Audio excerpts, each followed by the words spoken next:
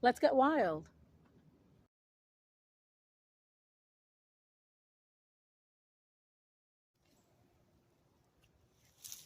Hug a tree, hug a tree, hug a tree. One of my favorite things to do is go to the park and walk barefoot. I love that. It feels good. There are a lot of benefits of walking barefoot. I will add some of it in the description. So, where I am right now, this park is a preservation park. It just means it's guarded, I guess it's protected, and you can come out here. There's never anybody out here when I come out here, so I love it. I love it. I take in all the benefits that comes with walking barefoot. Right here, they have a lot of pine needles.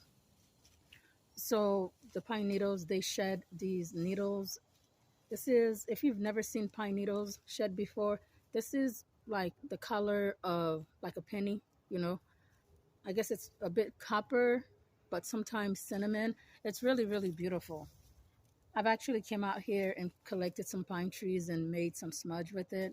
It's beautiful. There are some benefits. Let me see if I can think of any right of hand. It massages the bottom of your feet.